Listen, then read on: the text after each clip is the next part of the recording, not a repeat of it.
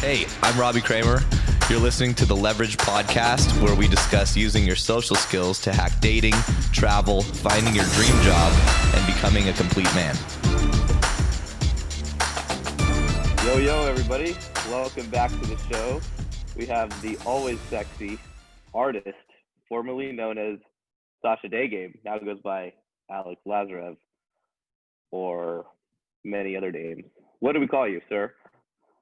I don't even know anymore. And since my spiritual awakenings, it's just, am I even a person? Is any of this even real? Why even use a name? Are we even here right I now? guess, Yeah. Are we even here? Is this even happening? We'll get into all that later.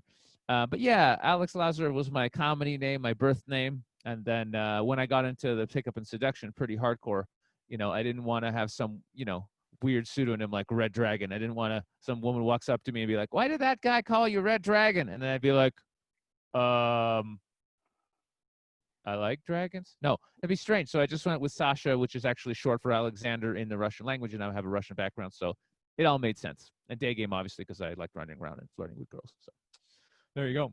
So your real last name isn't Daygame? It's not. What a shocker. Wow. What a coincidence. He's good at Daygame, and his last name is Daygame. He must. Wow. That would really be being born into an industry, right? Of course he's good at it. His last name is Daygame. Of course he's running around. What do you think? Of course.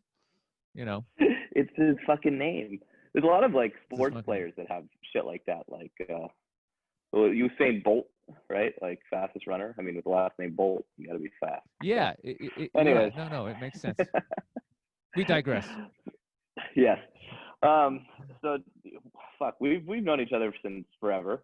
And just to give the listeners kind of a background, I guess I think it'd be cool to start your story kind of around.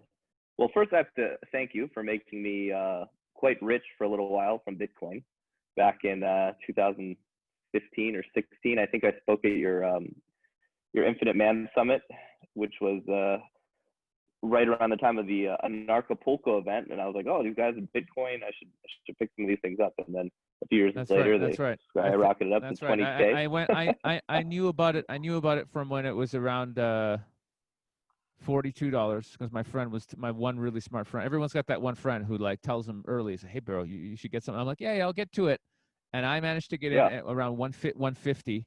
And I knew it was good, but I didn't go public about it, And then when it was around 600, I went, I should probably tell everybody, so everybody gets rich, not just my few friends. So I just went public on YouTube, and I think that's around where it was at that, or somewhere around that time. It was in the hundreds of dollars. It wasn't in the thousands of dollars back then.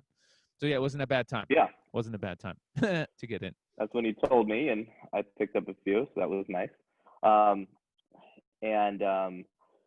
It was a couple of years after that when I guess you kind of stopped doing a lot of the coaching you've been doing, a lot of the dating stuff, right? And I think you moved down to Ecuador. So start the story around that time, or wherever you want to start it from, because it'd be cool to talk about the spiritual awakening you went through and a lot of that stuff. And then just start your story wherever you want. Start your story wherever. Fuck it. Go for it. Well, I guess the thing I should say is that I had a really shitty start. It was a really crappy start for me in life. And that's actually the reason, now that I had a lot of time working on myself and waking up and doing a lot of healing, now I can look back and understand why I went so hardcore into pickup and seduction and having to sleep with all these women, all this kind of stuff. I was really overcompensating. In a really, really big way. And I was trying to heal this massive amount of disconnection and fear and pain that I had with the feminine, right? With women, because of my childhood. My mom had serious problems. She had a lot of trauma she picked up from her mom, who got it from being in, it's in Soviet Union during World War II. So a lot of generational trauma. My mom had no skills, didn't know how to raise a kid. She had a lot of anger. So me growing up, it was literally just psychological abuse all the time. She was just yelling at me all the time, telling me I'm no good, telling me I'm going to be a garbage man, throwing shit at me. Like she would just have these big Russian boots and she would just launch them at my head fast. And I was like Neo in the Matrix, at 6 years old, which it was really, really traumatic. The only plus point was I got really good at dodgeball at school, so I was like dodgeball champ for years. None of the kids could touch me. They'd throw like a plastic ball at me. I'd be like, "What, bro? That's all you got? That's all you got? A ball?" And I would catch it, and they'd be out, and it would be great. The kids these days, they don't even know what dodgeball is. It's too aggressive. They're not even allowed to play it. But so it was a crappy childhood. So I was really you can dodge a ball, right? That's it. That's what I'm saying. But it was bad. She bought me like the worst clothes. I had the shitty, like, other kids have Nikes. I'd have like made in China brand shoes. I silver shoes. I'd have track pants. She didn't tell me to brush my teeth. She didn't tell me like to take a shower every once in a while. Like I was a stinky, weird kid who was socially awkward. And the kids just made fun of me. I was just that super weird kid with no friends. I'd have like one friend, honest. I'd have one friend. My dad, I didn't have a father figure because my father ran away from my crazy ass mom when I was like 3 years old. So I was just stuck with this woman who was just kicking the shit out of me. And so it's not really a big shocker that, later in my later years, I had zero confidence with anybody, and it's certainly with women, right? Because I would see women as my mom, and I'm like, they're going to abuse me. They're going to yell at me. They're going to treat me like shit. So I just, so whenever I'd be around women, even if I had this huge crush, I was very heterosexual, love women. Ever since I was a kid, I'd have crushes on girls. It was amazing. But I would be around them, and I'd just be so needy and so scared and just so like, "Ooh," and they would just like be like, get away from me, you're fucking weird. So that was basically my upbringing. And so I really get it when guys like just can't connect with women and they don't have that confidence. I get it. I came from zero confidence, zero charisma, zero ability to connect. Like I was so pissed off and angry at women in general because of my childhood. So no shock when I got older. I was absolutely just shitty at that, and I had to start at level 0, really, and that's why I got so hardcore into the pickup and all this kind of stuff. Because I'm like, okay, I got to get some chicks in my life. They don't like me. I got to figure out what's going on here. And I spent I spent from 2005 till pretty much 2015 full time chasing girls, teaching the courses, everything full on. And you were there for some of that, and with James and all the other crazy cats, and Keegan and everybody. So it was a really, really great adventure. It was wonderful. I should say before I really got into that, I got into stand-up comedy at 17. So that to a degree helped build up my confidence because I could get up on a stage and tell jokes, and I was getting that feedback from the audience. So I learned to hold myself on that stage and make an impression and be funny. And so I got good at that. But even having that stand-up comedy skill set, which is amazing, I was still terrified of women, right? That didn't help me flirt with girls and be sexual. And you know what I'm saying? Like it helped to a degree. And that helped me when I started doing Daygame. I can walk up to a girl and be like, "Hey, how's it going?" Because the rejection wasn't scary for me anymore. Because I've had an audience of 500 people not like me. So I'm saying, so one girl, whatever. But I still didn't know how to connect, how to show. Like, how do you connect with someone authentically if you don't know who you are? You don't know what you stand for. You don't know as a man. You know what I'm saying? It's difficult to connect.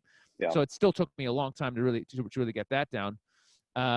But I did. It took a long time, but I did. And throughout that time doing the pickup, I was also getting into.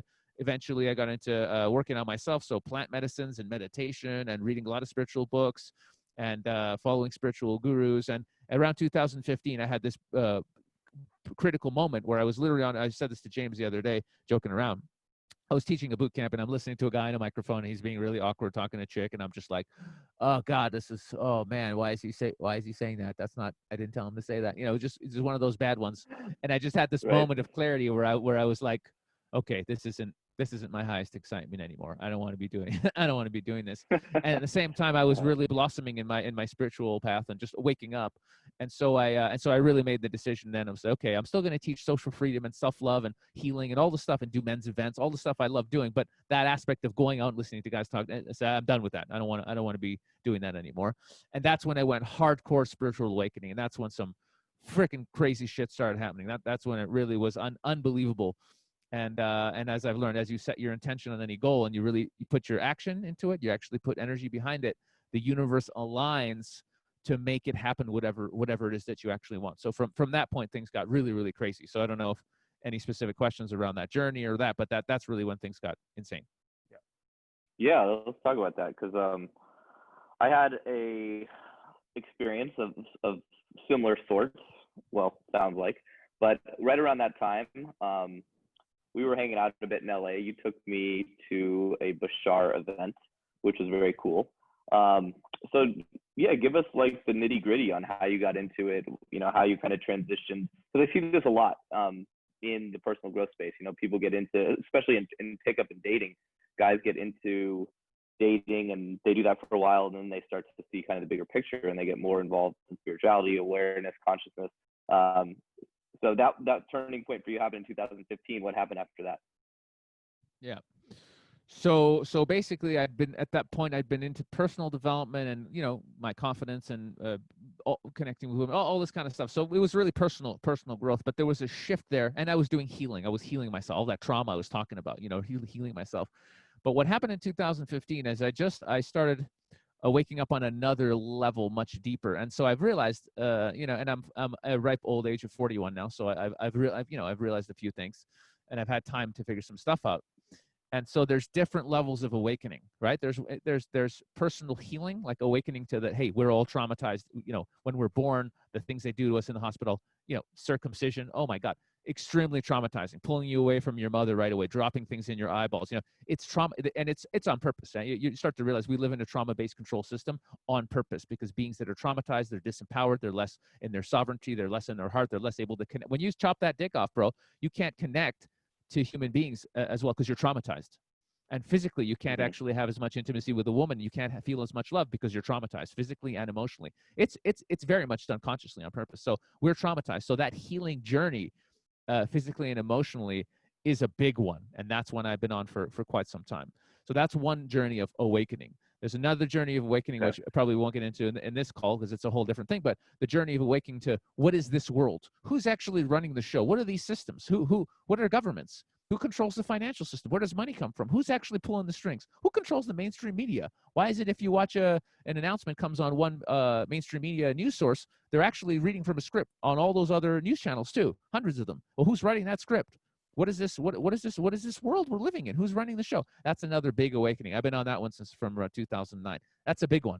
And that involves a lot of conspiracy stuff and stuff that actually, I don't necessarily, we have to get into all that stuff. But for people who want to know, it's a big rabbit hole, and they can find out. And that is an awakening that's happening now, because with certain agendas that are being pushed out now, you can actually see, wait, something funny's going on here. Okay, you know what I'm saying? Like, okay, there's a virus, but you got to shut down the global economy and lose everybody millions of jobs. Really? That a virus is about as bad as a cold? Right. Something fishy's going on. Something's not right here. So people who want to go down that rabbit hole, really, we can't go back to normal unless we get an injection that you guarantee us is safe, even though a lot of people have been paralyzed and killed by injection. Interesting. You know what I'm saying? Like, what the fuck's going on here? I want to drop the link to your music video from that.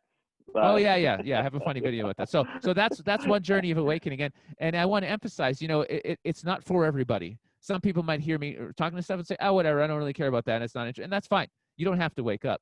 But I'll tell you what, though, you're not living in the real world if you don't. You see what I'm saying? Because if you really don't understand, at least on a basic level, who's running the, you can get sucked into people's agenda. And just thinking, oh, well, it has to be that way because, so you're ignorant. So ignorance is not the solution, I don't think. But that's one big awakening I've been on for about 12 years now.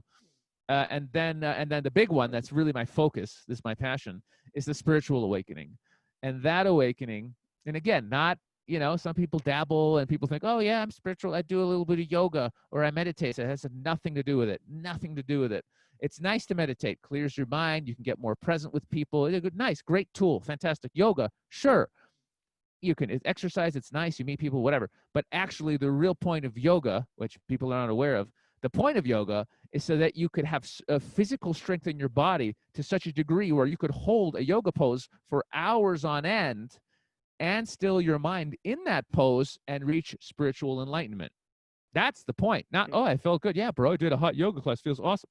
No, it's not about that. It's about spiritual enlightenment. Now, what is spiritual enlightenment? And even as I say this, less than 1 in 10,000 people will be interested in this. But maybe one of them, but I think we're in a time where more and more people are actually really getting into it. So the real thing, the real spiritual enlightenment is waking up to the ultimate truth, answering the ultimate question. What am I? Who am I? What is the meaning? What is the purpose of life? What am I doing here? But ultimately, truly, what am I? That is really the question. What is all this? What's going on here? And so there are very few beings who have gone all the way and reached that level of consciousness, unity with source, unity with God, all that is, like that level. Jesus, Buddha, Krishna, and there's a few other beings that are incarnated now that are pretty fucking high level. Ajishanti is an enlightened master. Muji is an enlightened master. Sri Sri Ravi Shankar. But there's a handful. There's literally a handful of beings that are all the way there. For the rest of us mortals, we can have big experiences of awakening to that truth. And a lot of people are having those, right? Some people will just take a big dose of mushrooms and maybe for 10 minutes, they're like, holy fuck, we're all connected. We're all what? Holy shit. And then, of course, it goes away and you go back to normal. And then like 3 weeks later, people are like, hey, what happened? You're like, yeah, it was really cool. But, it kind of fades and, you go back to being an asshole, right? But more and more people are having these awakenings, whether it be through plant medicines and yada, yada, yada, different experiences. You can have these without drugs too. Breath work, meditation, yoga. Some people go mountain climbing, and at that peak of a mountain, they get up there and they just have this oneness. There's that famous astronaut. I think it was it the first or second man that went out into space? Anyway, it was quite a famous story. He went up into space, and as he was up there in space and he looked at planet Earth, it just hit him like the magic that this soul, the spiritual being, was incarnated, and billions of us all at once were incarnated on this planet that's hurling through fucking space. And he saw it, and he just had this moment of holy shit, enlightened. He had like an enlightenment experience, So so more and more humans are having these experiences. But the thing is, if you set your intention as a human being that you want to wake up, that you and you start understanding that you're not a monkey, you're not this person, you're a spiritual being, your energy cannot be created or destroyed. You want to know the truth of reality. And you got to realize there are certain spiritual laws. There are things do work a certain way, regardless of what our theories or our opinions as human beings. Example, in our 5 sense reality, just what we can see here, and obviously there's way more going on than we can see here, right? But in our 5 sense reality, gravity, it works. Does it matter if you or me, Robbie, believe in gravity? Does it matter if you and me go, I don't really believe, I don't think I really resonate with the gravity. I don't think so. Well, go up on that mountain over there and jump off it. Okay, and then tell me how at the bottom how you don't believe in gravity. You won't tell me anything because you would have left the body. It doesn't matter if you believe in it. It just is. It just is. Right. Spiritual laws, the ultimate real law, not human-made laws. Oh yeah, you have don't jaywalk or we'll give you a ticket. Not those laws. Spiritual laws, i.e., what are we? What happens when we die? What about karma? Does it matter if we go around treating people like shit and murdering and raping and killing and stealing? Those laws, those exist, and it doesn't matter what we as humans think about them. It doesn't matter what we think what happens. I think there's nothing happens when we die. Well, it doesn't matter what you think, because there are spiritual laws and they have nothing to do with what you think as a person. They just exist. So part of the spiritual journey is figuring out, what are those laws? Somebody must know. Somebody must have figured it out, right? There must be one being who figured some shit out and wrote a book or passed it along or something. Well, guess what? The information is actually out there. So when people say things like, oh, nobody knows what happens when you die, that's not true. It's not true that we don't know what happens. It's not true that we don't know whether there's a God or not, or some kind of creator force. It's not true. Saying something over and over again doesn't make it true. There are certain truths, and it's up to us as beings, unique, bits of the infinite one creative force. It's up to us to go and investigate and discover what is truth. So actually, self-realization is truth realization. It is the journey of finding out the truth. And there is the truth that doesn't change ever. Ever. And all the enlightened masters are talking about the same shit. Buddha, Krishna, the fucking Bhagavad Gita, all of the highest, oldest texts, they're all talking. It doesn't make sense. If you haven't had a big awakening experience, it'll sound kind of like a puzzle to you, but they're all saying the same thing. This is Maya. It's an illusion. It's a dream. The truth is oneness. Everything is one, and the all is the one, and the one is the all. And they're all these hints are there. Boom, boom, boom, boom, boom. But knowing it, even intellectually, and going, oh yeah, it makes sense that we're consciousness, we're awareness, and we're just having this human experience, is not the same as having a direct experience where you're like, you actually experience that you're everything forever beyond time, having a temporary experience as a human, because that is self-realization. And when that one hits you, holy shit, changes the game. Yeah, in the few, waking up moments I've had, it's like that hits me, and then you go back to every day, and then you know, a few months later, take some 2CB, hits you again, take some DMT, hits you again, meditating, have a conversation with someone else, it hits you again, right? So it's, you know, for me personally, it's all, that's kind of always running in the background. The Weir one, I've had the experience, I don't know, a handful of times. And I guess the question is for people listening, and for me also. So how do you reach those experiences more often, if you want to do that, and how do you stay in that? How do you stay in that conversation with yourself more often? I guess is my question. Yeah, I mean that's a hell of a question.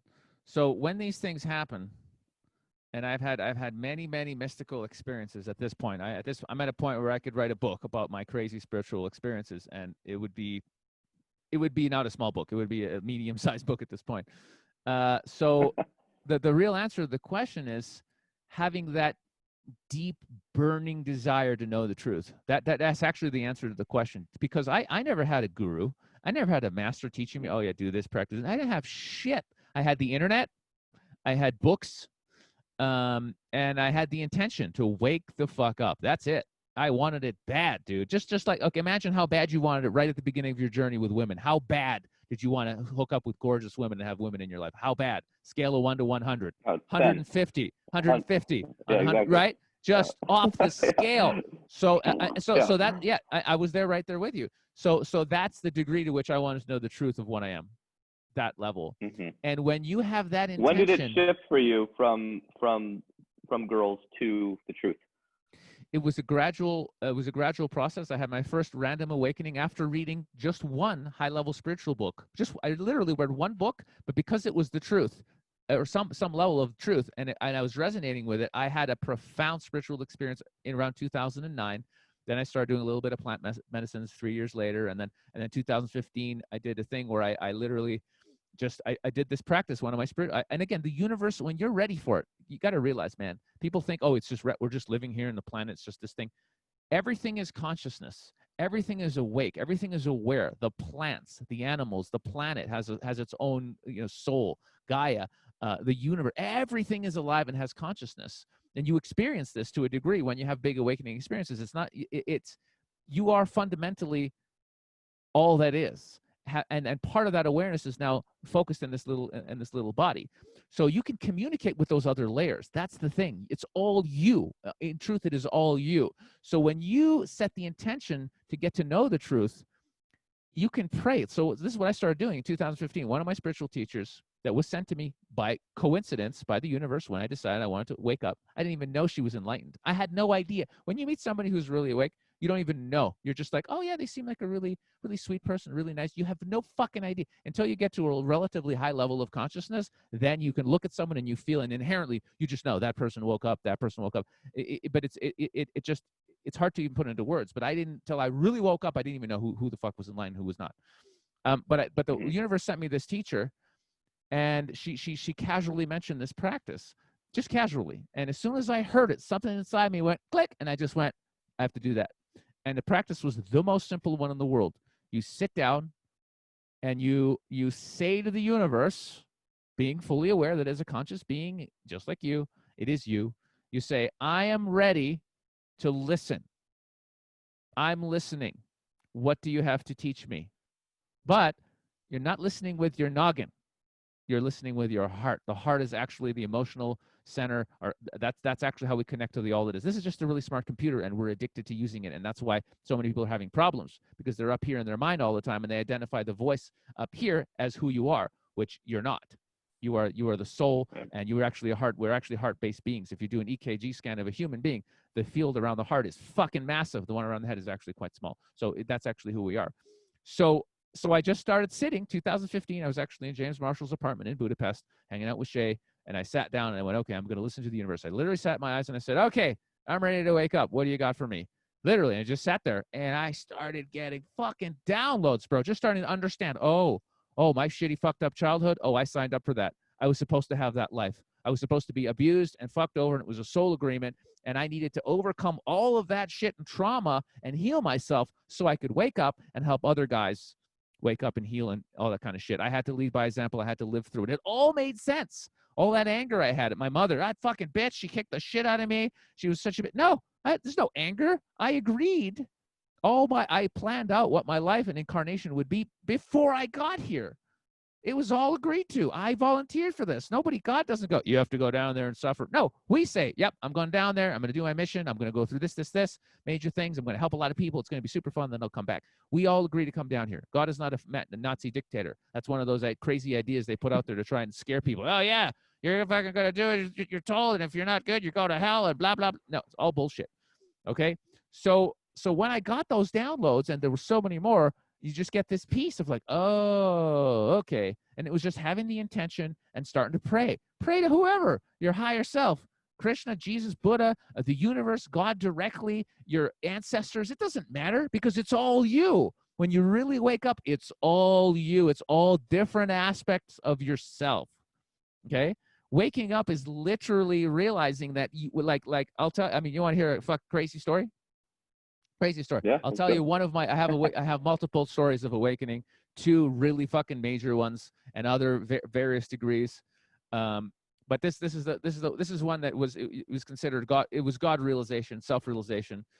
I was in New York City. I was actually in John Keegan's apartment. You can ask him about this because I had a hell of a fucking week when this happened. So in John Keegan, my buddy's apartment, and I was having a really I was very inspired that weekend. I think, I don't know. I like to hope that most humans have times when they're inspired.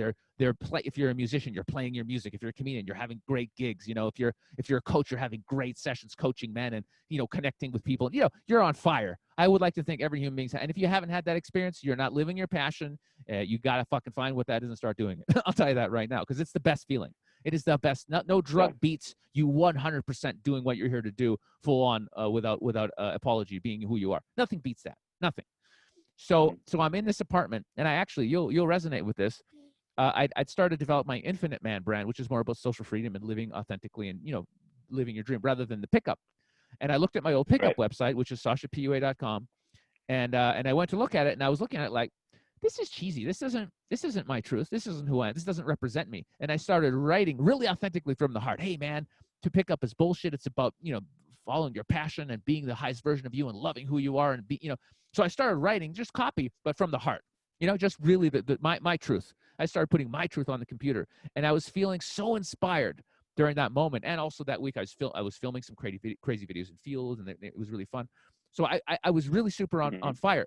And in that moment I had a thought, and the thought was, man, I hope I never lose this feeling of inspiration, you know, this passion. And immediately after that thought, I had another thought that was like, well, I can't lose it because I am inspiration and passion. That's my nature. And immediately after that thought was, well, this passion, this inspiration is God. And immediately the thought after that was, well, if that's true, then I am God. And in that moment, the idea of Sasha melted away, just collapsed into absolute oblivion, into nothing. And I literally realized me and God were one thing. That everyone and me are all the one thing, which is everything, which is God. And literally, I just went into a state, there's no words for it. It was shock. Yeah. It was shock. It was like, holy fuck, I just remembered that actually I'm God and not a person. It was shocking. I was sitting there. The look on my face was shock, like, what the fuck just happened? And I was sitting there, dude, and I was just crying. I had tears of joy.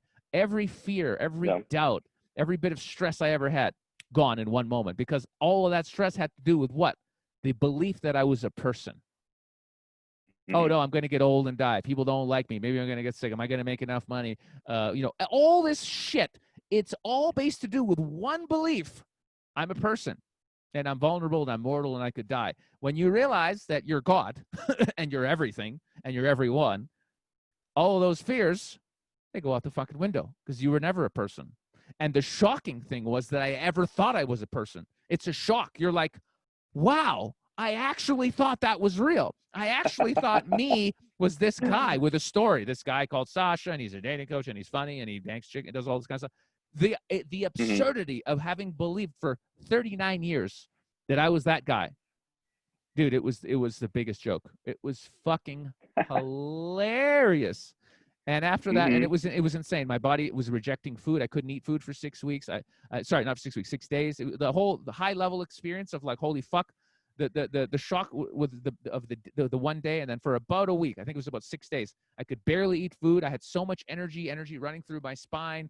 It was fucking absolutely insane. Many mystical experiences were happening. People around me were having experiences. Every single person I ran into for months would just, if anyone asked me for money, I just give them $20 automatically, because it was me. Everybody was me.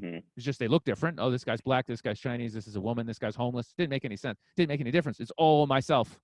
There was no filter. It was all me. So I said, why wouldn't I help myself out? What's the difference? What's the difference if I have 100K in my bank account, or I give the 100K to you? It's all myself. So what's the difference? And it was literally that. And then eventually, after months, slowly the ego comes back in and said, "Come on, bro. Why are you giving this guy $20? You don't know this guy. Why don't you earn that money? Let him earn his own, but just give him $5. Don't be a dick." And after a few weeks, you're like, you know what? I'm just gonna. I know it's me, but I'm gonna keep my money for myself. And you go back into that. The ego comes back in, right? The ego comes back in. Eventually, you go back to being your something near your regular asshole, but with that knowledge, with that, you never forget that experience, of course.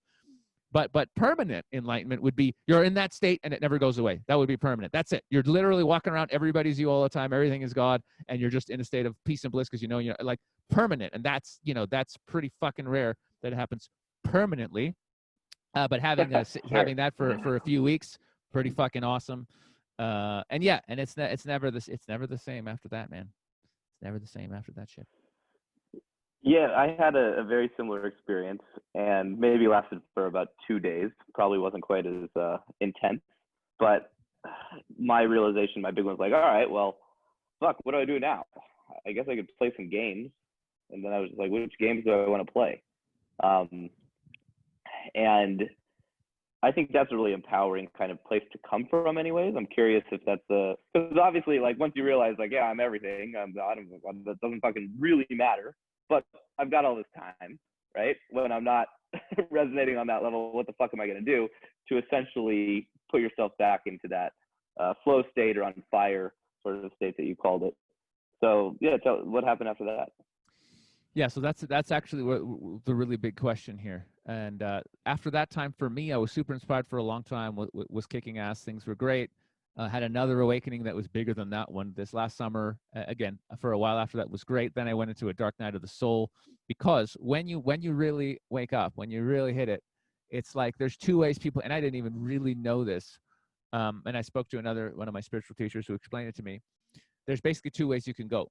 There's the bodhisattva vow, which is like basically everyone wakes up before I leave and go back to God. So basically everyone wake up everybody else that's suffering, and then the arahat way, which is you realize it's all a joke and you're God, and it doesn't matter that you're in this body, so you'll do nothing. You won't help anyone. You won't try and convince anyone of anything. There's no point. There's no point to any of it because you're God. Right. So why would you do anything? You just happen to be in a body. Who gives a shit? So they quit.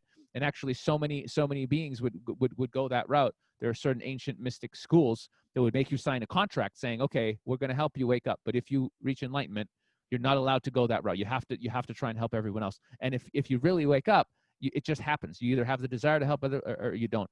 So interestingly, for my second awakening, it was actually Christ spoke some crazy words of ultimate truth through me, and I went through a full-on ego death. That's another insane fucking story. But the words that were spoken through me were literally, I was talking about how I used to be afraid of being killed if I woke up too many people, and I basically said, I'm not afraid of being killed anymore, because I am all beings that have ever lived in this world. I am all beings that live in this world now, and I'm all beings that will ever live in this world, because I am forever.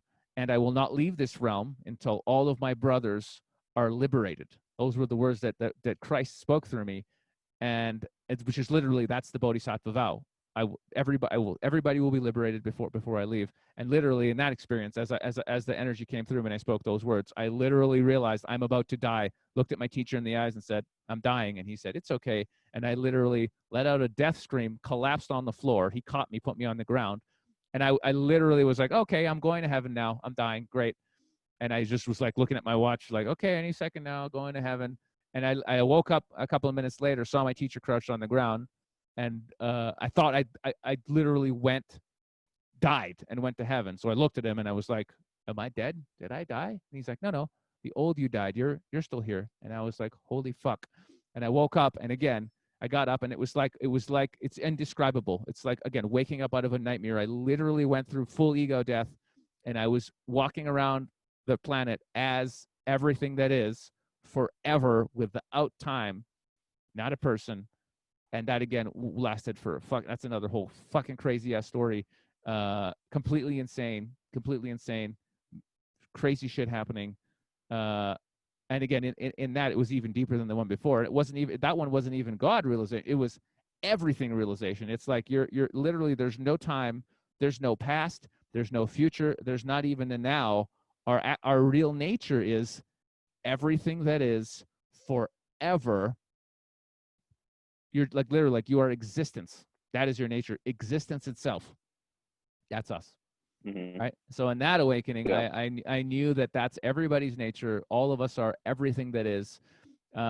Your destiny as a human being is actually to go back to source and realize that you're God. It's everyone's destiny. Everyone will reach enlightenment. The question is, when? How soon? This lifetime?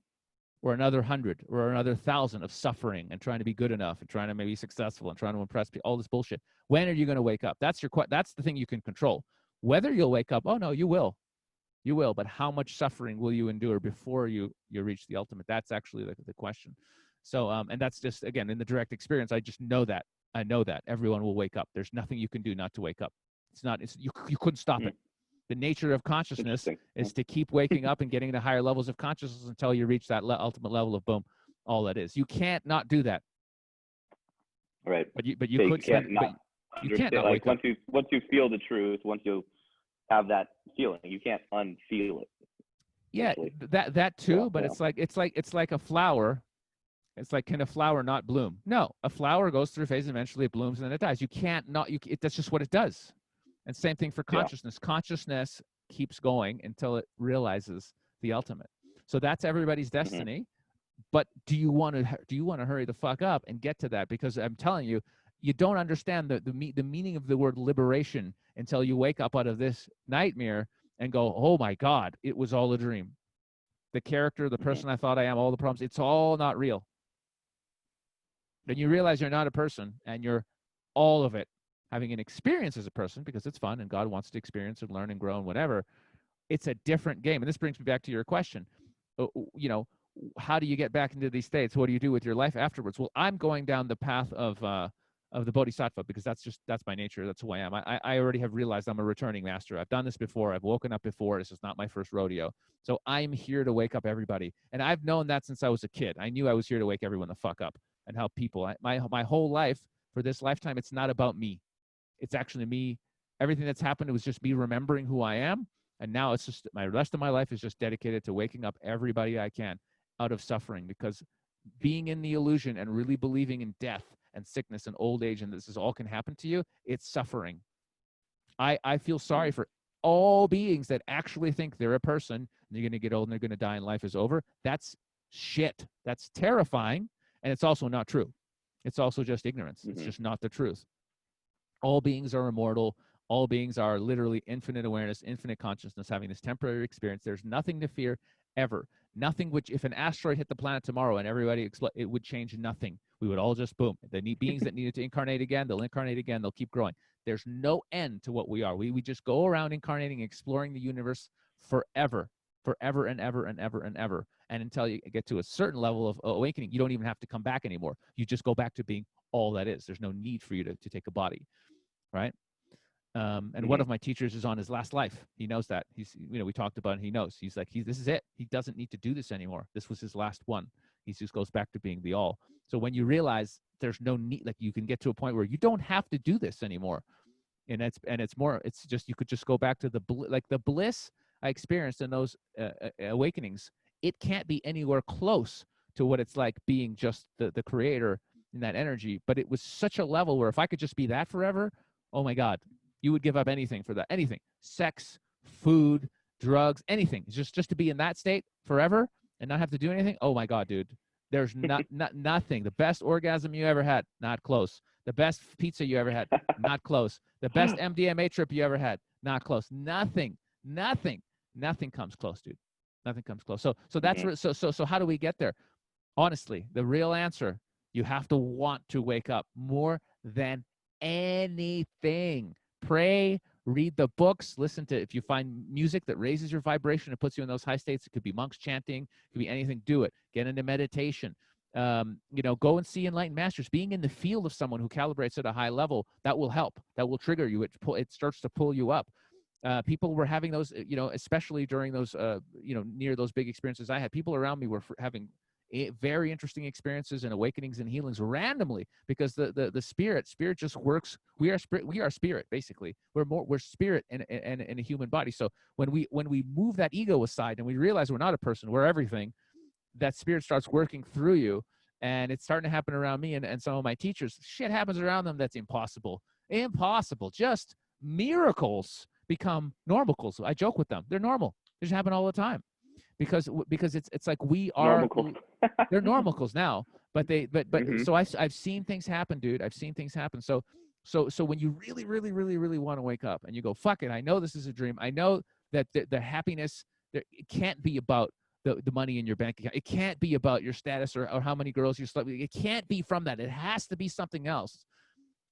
And you're ready to really wake up to what this world is. It's gonna happen fast. I'm telling you. I went from 2015, I was still kind of bumbling around and chasing chicks and all this stuff. In 5 years of dedication to waking up, I woke up. 5 years. And I didn't have any special training. I didn't have a fucking Buddha as my friend. I didn't have shit. I just wanted it. I had the internet, bro. I had the internet. And that's it. Everybody has the tools I have. You can get the same books I read. If you go on infinitemansummit.com/blog, I do put my favorite spiritual books that help me to wake up. So that's on there. Everyone has access to what I had access to, right? But that's really what it comes down to. And I'm telling you, when you really start, it's the only thing that matters, because at those higher levels of consciousness, all of the problems that we think we have, they're not problems. They just disappear. They're not real. How long did it take you until you stopped feeling like you were getting dragged back out of the truth and into the nonsense, into the suffering? Yeah. It got much better after that last, my second last awakening, the one that was in New York. After that was pretty much the end of suffering. That was God realization. When I realized I wasn't a person, that was it. That was the end. After that, there was no more suffering. Things still come up. Like I have a spider bite in my leg right now. I'm healing. Yeah, it fucking hurts. I got to limp around. It's a pain in the ass, but there's no story of, why did this happen to me? Not at all. My perspective has changed so much. I immediately realized the spider bite must have happened for a reason. And I understood, actually, I wasn't appreciating and praying and saying thank you to the all that is for my health. I was just taking it for granted. So now I appreciate it. I'm like, oh my God, I could have died.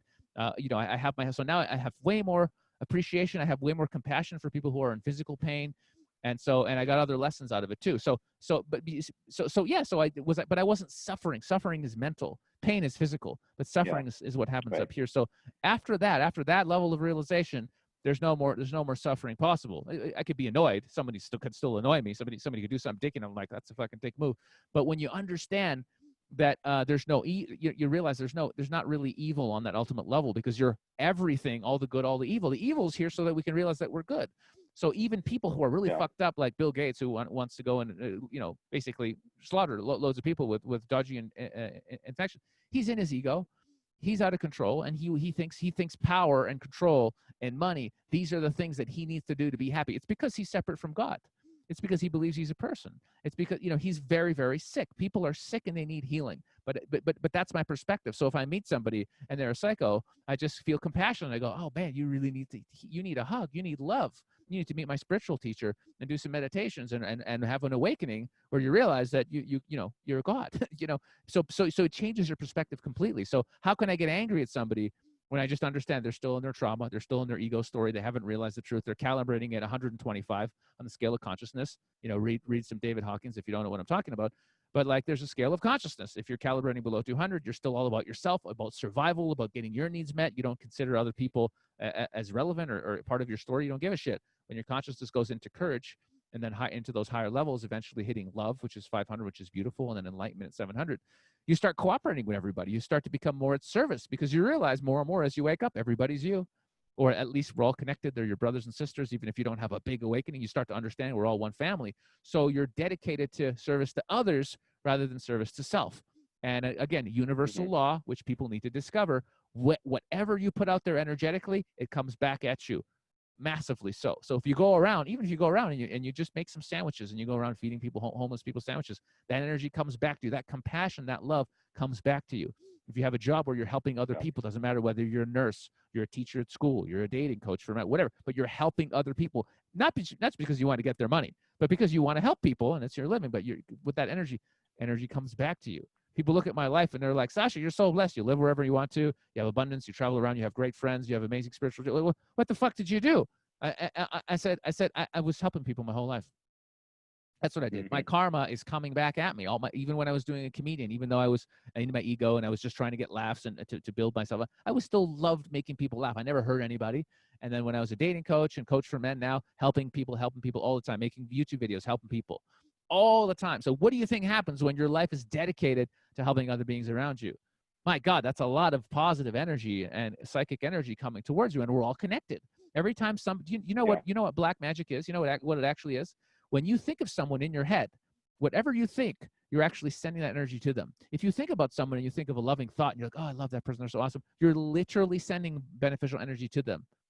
If you're thinking of someone who fucked you over, some guy, stole 20 grand from you and you're like, that motherfucker stole my 20 grand, fuck that guy. That's a psychic energetic attack. You don't need to be a trained witch or a bruja to do that. Because we're all connected, right, Robbie? We're all connected.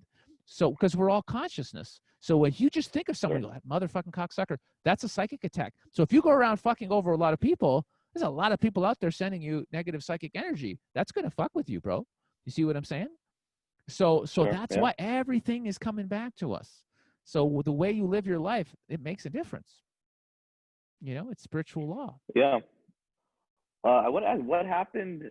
So around that time, you were with Isabella, right?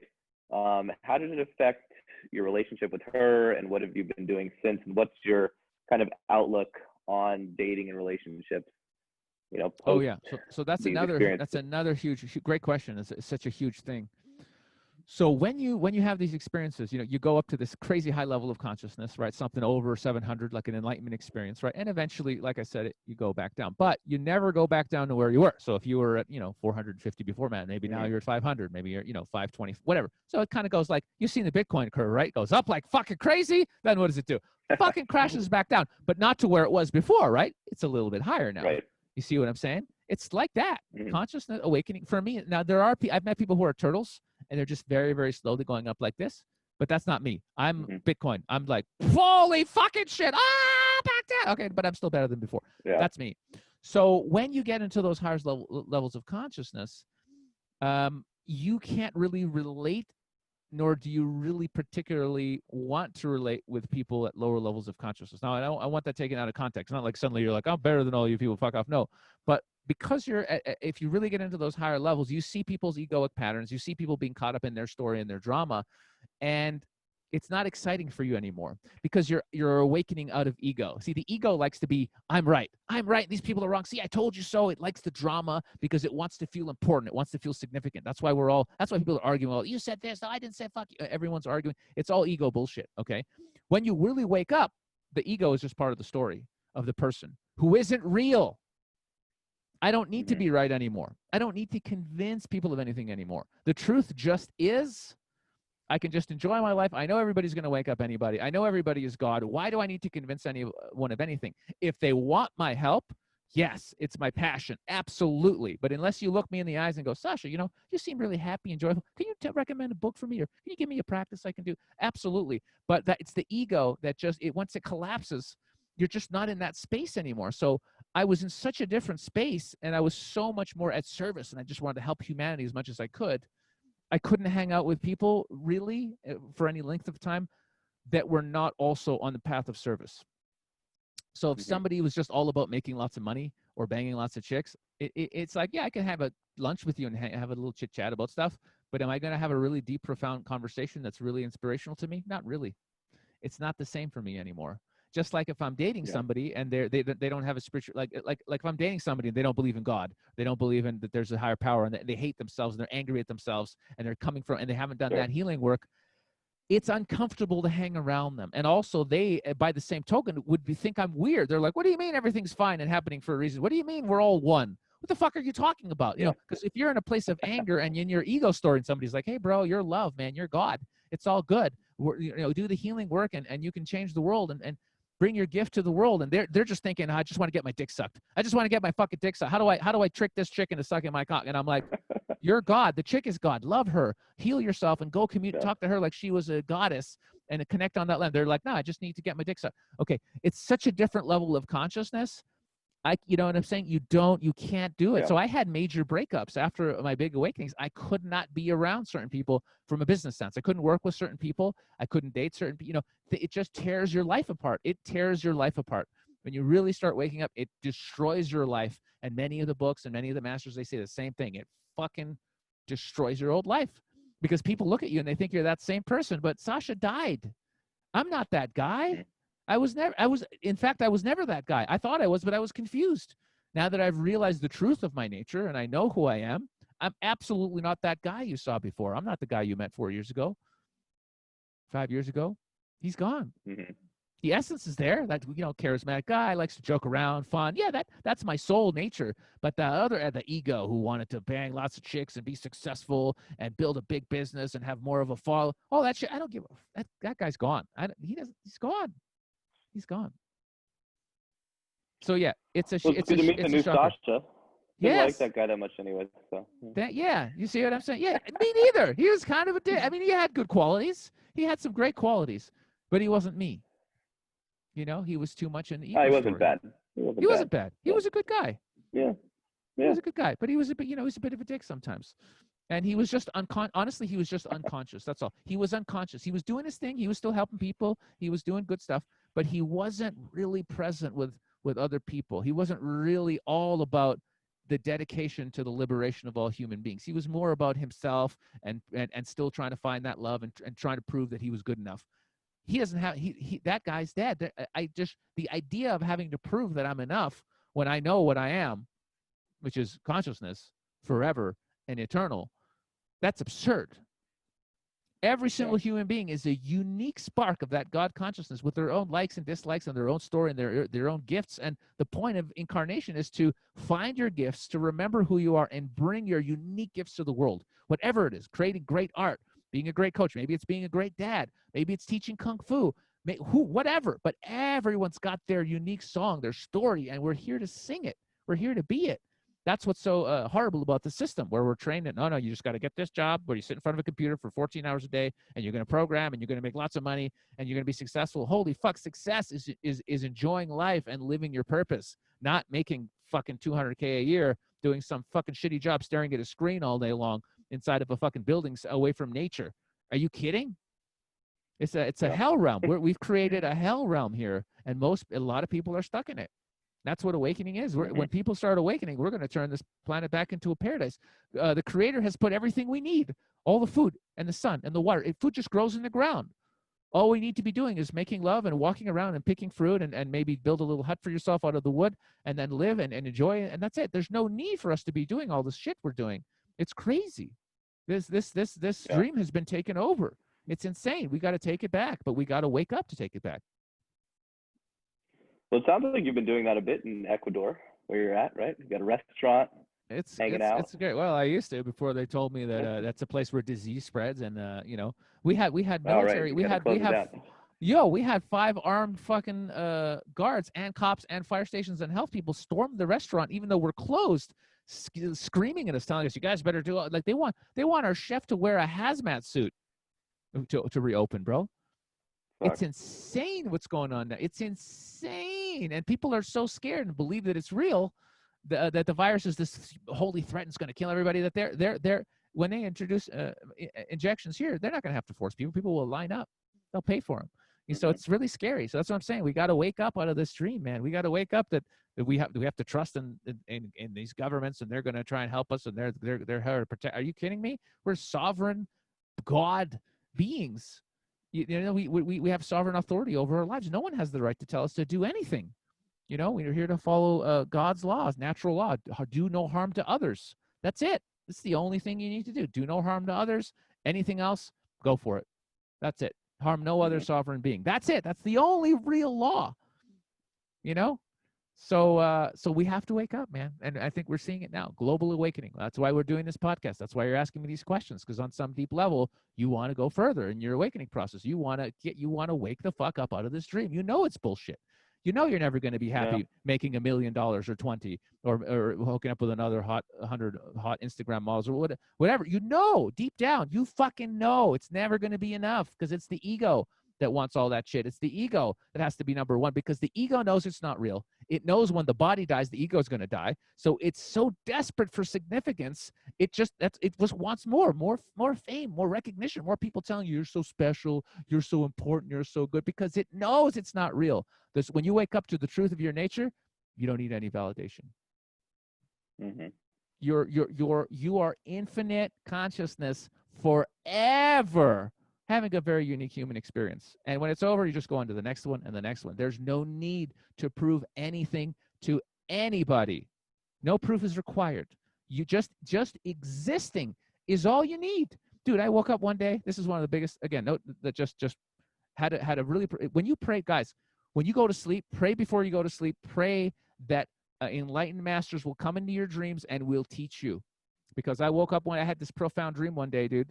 I was just walking down the street, and I came across this woman, and she was homeless. She was just kind of in this alley, and snuggled up in front of her was her baby, and she was trying to keep her baby warm, and another baby was behind her holding her. But basically, she was trying to keep her kids warm. And she was just beautiful, just this South American woman, and she was beautiful, and I could feel her heart. They were really, really good people, and they lost their homes, and they didn't have any money. And I felt this swelling of just compassion. I just wanted nothing more than to help this woman.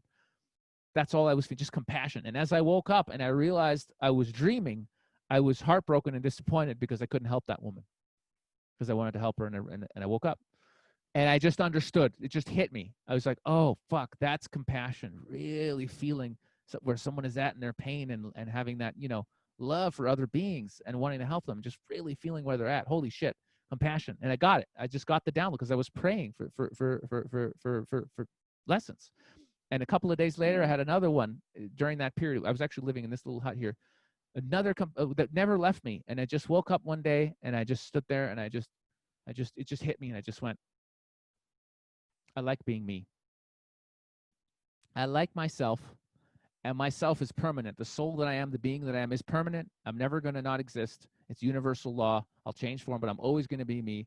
And I love being me, and I'm so happy that I exist, and I get to be myself every day forever.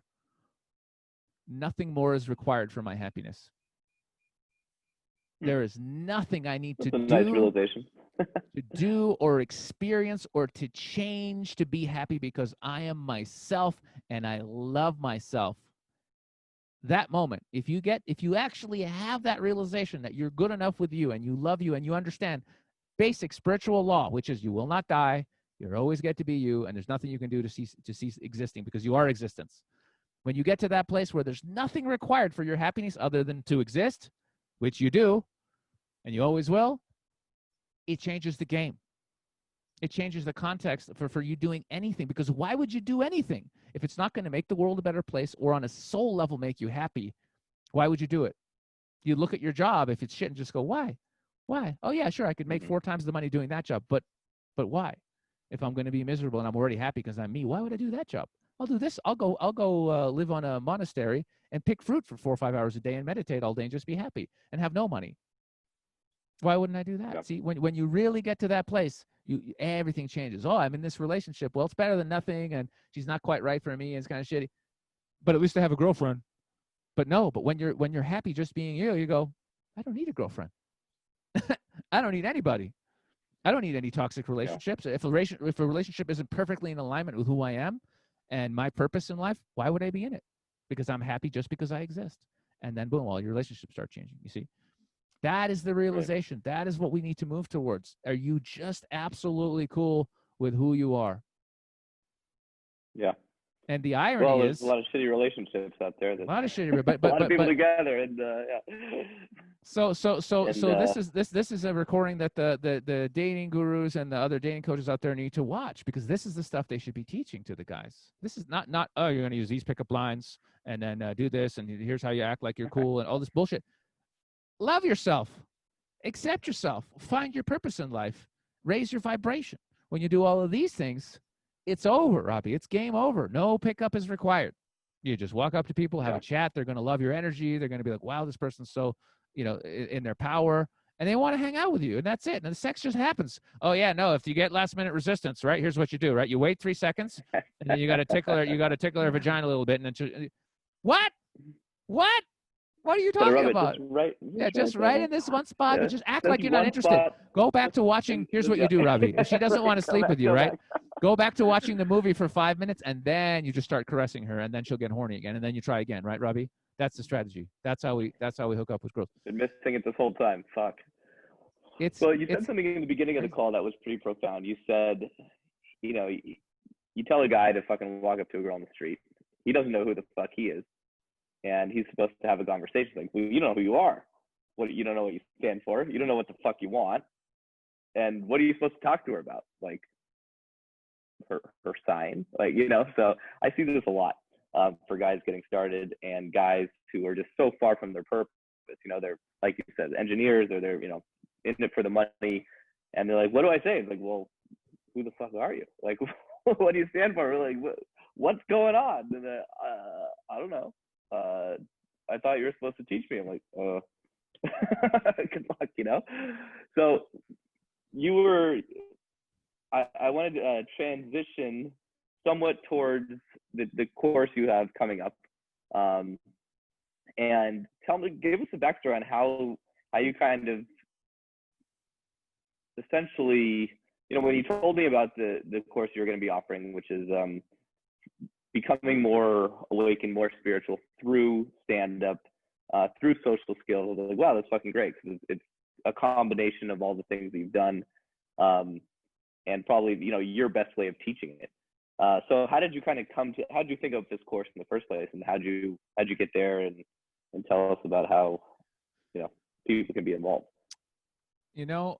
As most amazing things in life and most discoveries in life that were worthwhile happen by fluke, to a degree. I was helping out on my friend Steve Pavlina. Actually, I was just attending one of Steve Pavlina's courses, just a friend of mine into personal development. And it was one of those courses where you kind of go with the flow. People want to do this exercise, and then we talk about this, and it just kind of goes naturally. And it was a really cool course. And at one point, I was feeling so giving, and all the people were into personal development. I was really clicking with everybody. And I just said, hey, I've been doing comedy. At that point, I've been doing comedy for 20 years. And I said, yeah, I've been doing comedy for a long time. Does anybody want to learn how to do comedy? And about half the group, about 15 people said, yeah, we'd like to do that. Sounds really fun. I said, okay, let's take a couple hours, and I'll just give you guys the basics, and we'll see what we can do. So I just took some time, showed them basic joke writing and authenticity. And I just shared, some of my experience, and I shared some of my jokes and whatever. And I shared the one piece that I had figured out at that point that was unique to me, and even other comedians hadn't really figured out, but that the most important part about comedy was authenticity.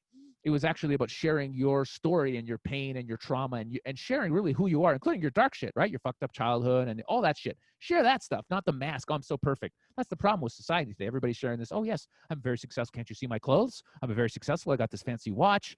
This club costs $50 to get into, whatever. So, everyone's got this mask on. But I don't trust people with the mask. I trust people who show me their shit, and who I meet them, and they're like joking around about how their parents kicked the crap out of them and how they didn't have any money to fucking eat. And those are the people where I'm like, oh, you're a real person with fucked up shit like me. Thank you. I can relate to you. Thank God. Thank God you're here. So I was just sharing that truth. Is that, hey, it's just about being who you are. So all of these people, I helped them workshop jokes. Here's a punchline. Here's how you be funny, whatever. So everybody at the end of the thing got up and actually just, some of them just did a minute or 2 minutes or 5 minutes, but they shared some of their story, and the stories were fucking hilarious, bro. We all laughed our asses off. There were Mormons there. Oh my God, they're hilarious. because everybody had trauma. Everyone had fucked up beliefs and shit that came from some incident or some story. Everyone's got stuff that's happened to them that's fucking funny. Everybody. You may not know how to look for it or mind it, but you have. I know you have it because we all do. So after that, and it was a really profound experience, and it was quite healing because some of the people came up to me and they're like, yeah, I never really told that story and I was a bit ashamed of it. And it was great just to share, and everybody laughed, and I realized, who gives a fuck? It's just a story. Happened years ago. And I laughing at it, I realized it doesn't have power over me. And a part of my mind just went, huh, well, that's interesting. That is interesting. And it was so fun. The next year I just did it again. At one of my workshops, I'm going to do this thing. Who wants to learn a little bit of comedy? And I just started doing it.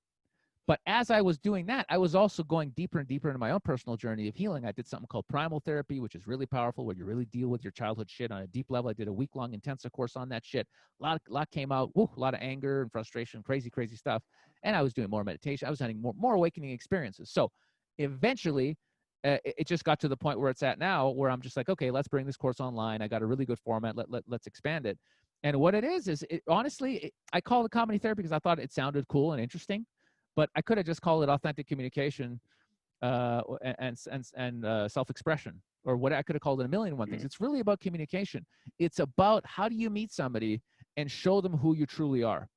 And even before that, how do you dig up all those stories and beliefs and some of the shit that's happened to us that's keeping us down, and make peace with it and heal it and joke about it, so you realize, hey man, we're all fucked. We all have shit. We all got fucked up stories and experiences and being bullied and not fitting in and having self-doubt. Everybody, what human being doesn't have some of that shit? We all have some of that shit.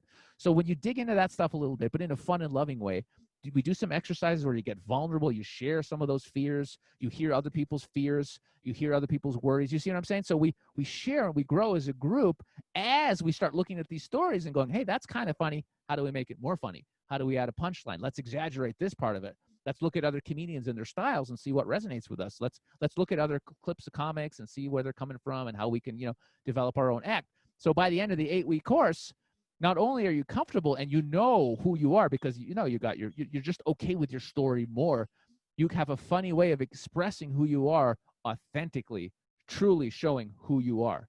You see? And when you show that vulnerable side of yourself, including the dark stuff and the fucked up stories, people relate to you because you're real. You're a real human being with shit. And they go, oh, cool. I'm not the only one that's got shit. This guy's shit. We're both fucked up. Awesome. We can be friends. That's how you connect to people, through your pain, because it's real. Not through pictures on Instagram. Oh, yeah, this is me at this club. Like, look at me. I had a bottle of champagne and 2 chicks. And yeah, that's not real. This is real. Pain is real. My mom kicking the shit out of me and me being homeless for a month on the streets of Toronto in Canadian winter and joking about that. That's real, Robbie. That's real. That sounds cold. So that's the course. We dig into it, and by the end of it, so imagine, and you go overcome this huge fear, which everybody's got this fear of rejection, fear of public speaking. So at the end of the course, on Zoom, you'll do your stand-up show, but also the final bonus mission, if you choose to accept it, you sign up at a fucking comedy club. You go out there and you do your stand-up comedy set, and it's very liberating. Very liberating. Well, when he told me about it, I was excited because I went to see some stand-up comedy here in Kiev, and it was stand-up in English, and it was the worst stand-up I'd ever been to by like light years. Fucking horrendously bad. I'm like, fuck. If there's any one place I could do it, it'd be here. So I'm looking forward to participating, and I think I have the chance of being not the worst one. But here's the beautiful thing. There is no worst. When you're okay with your story and you're sharing authentically who you are, the audience connects with you on such a deep level, and they're rooting for you so much, you can't fail. Well, that was the thing. It's like everyone was rooting for people. Yeah, that's I think even the hecklers in the audience are, I don't know, but I'm always rooting for the people on stage. Sure. Like even if they're bombing, it's just, and I think most people are. I don't know, maybe there's some people that are just not, but yeah, that's kind of the fun of it. So, sure. How do we get involved? When does it start? So everything, all the info is on infinitemansummit.com, but I'll give you a special link. Send it to your group, your tribe, and it starts very soon. Starts on the Sunday, but we're recording it. So if somebody joins a couple of days late, it doesn't matter. You'll still get the homework. You'll get everything anyway. But obviously, it's good if you can be with us on the first session. 8 weeks. It'll be so far the plan is every Sunday at 2 p.m. Eastern. We'll do the session, and I like to say it's going to be hour and a half a week, but it might be longer. Have the time. And yeah, we're gonna work through it, man. It's gonna be fun. It's gonna be profound, and you'll be more comfortable in your own skin, being who you are for the rest of your life after this course. That is my guarantee to you. I believe it, man. I'm in. I'm gonna put the link right below this recording, so you guys click that and join us for the course. It's gonna be fucking dope.